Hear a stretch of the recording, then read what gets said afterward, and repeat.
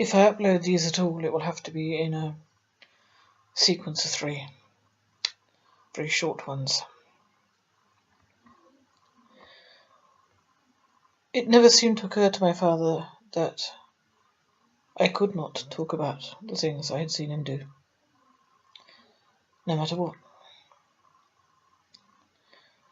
Although he made very certain to isolate me from my own sex as much as he possibly could. Until, actually, 1986. Which happened to be the year when I caught him molesting a child. In 1985, I'd started attending evening classes to get the O-levels I had missed out on so long ago. In the first year there, at the evening classes, although it was an all-female class, the only time I spoke was in the classroom to our tutor. And at break times, I went off in the opposite direction to my classmates. I was that unused to the company of other women at 32. Although I know my father deliberately isolated my mother and myself,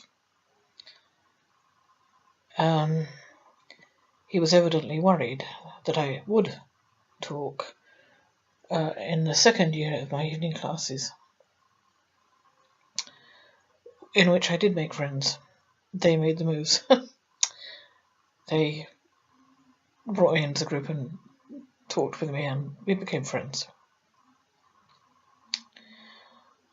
And I went to a hen night with them in that year of 1986.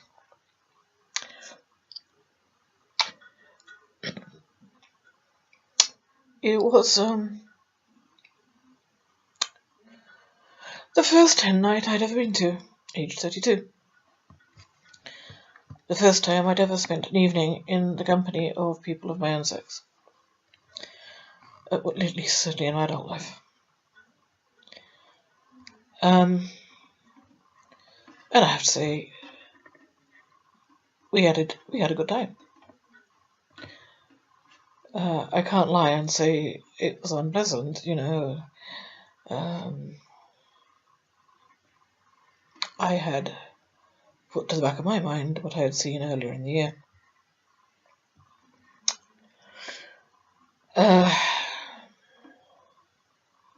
God knows how that sounds.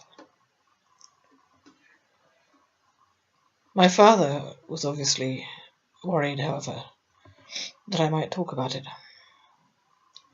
in the company of my own sex. And although I was within walking distance of my home, I had not lived in his house for a number of years, and had not asked for a lift. He came and he picked me up from that hen night. He did exactly the same thing. I will swear it was the weekend after Fiona's inquest, which would make it Saturday and Sunday, between her inquest on a Thursday and his going to Thorn on the Monday.